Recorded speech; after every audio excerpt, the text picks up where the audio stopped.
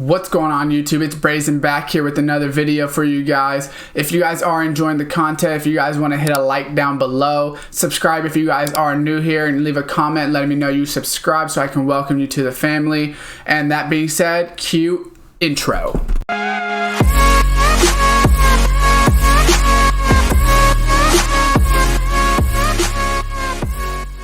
What's going on YouTube, and welcome back to another Shinobi Striker video for you guys. Here today I'm going to be putting together a little bit of a beginner's guide on how to do some different things in the game, some things maybe you just didn't know were in the game, or some different ways that might take you a little bit more work to go ahead and get there, but it will help you in the long run when building your armor and your customizations and things like that. So tip number one, we're going to go ahead and get right into it. We're going to come over to the Ninja Tool Shop. So after you complete the tutorial, you may have not been paying attention too much. You might have just went through it a little bit quicker. But the Ninja Tool Shop is super important to go ahead and get a lot of different items, as well as this Shinobi boost, which we will talk about in a little bit, is super important. So the first thing is going to be the scroll appraisal. Now basically what happens here is that you will get a lot of these scrolls while you're just playing the game from different things, whether it's VR missions, the VR masters, and just tons of different things. When you open these up, you will go ahead and get rewards. So we'll just open up 2 of them. You can do up to 10 at a time per one. So usually I'll just go ahead and do all of them at once. But you see, you get different outfits. So you get the Sarada outfit, color 3 for women, and then Mitsuki outfit, color 4 for men. So you get 2 different armor pieces that you can go ahead and equip on your characters, which are super useful just for collecting styles.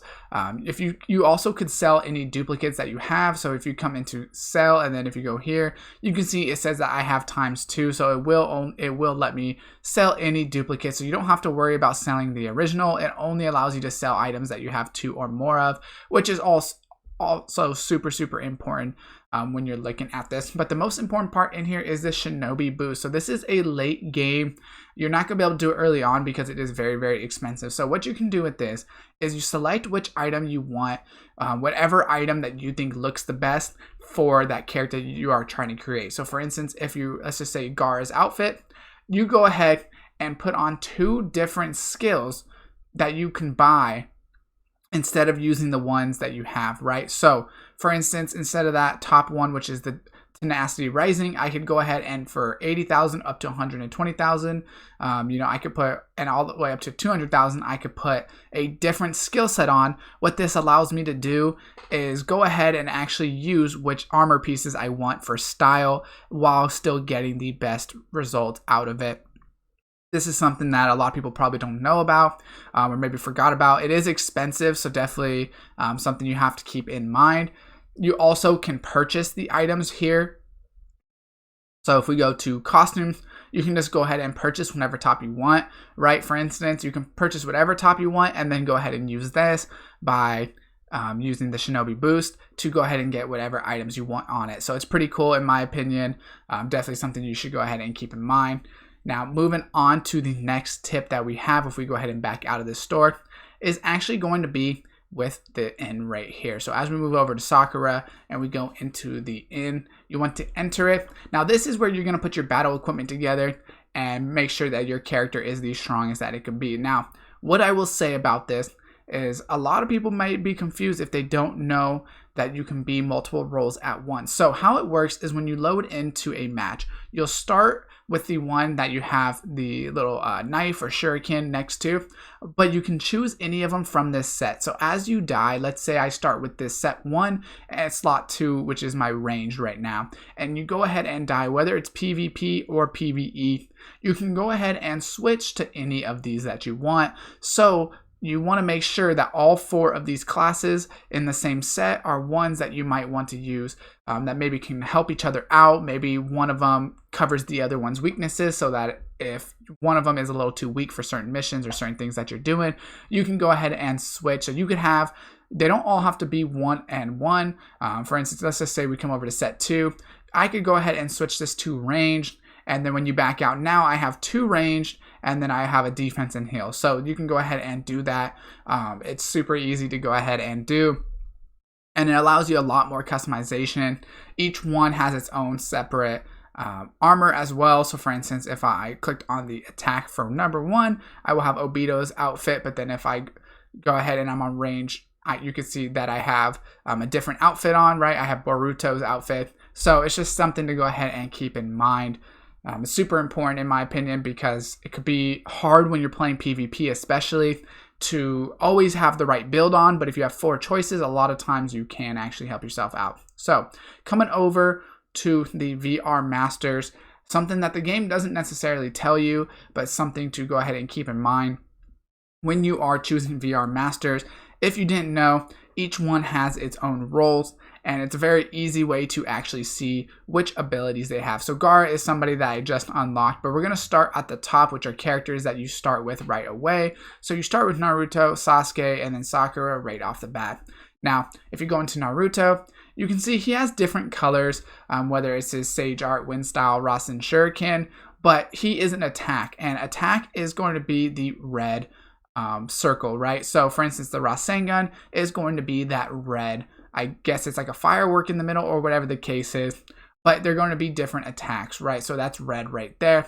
If you go down to Sasuke, we can see that his attacks, some of them will be the attack roll still, but his purple, so his file style, fireball jutsu, will actually be a range style attack. So even though he has the Chidori, even though he is technically a range style, he still has the Chidori, which will be an attack, which means that it's up close and personal.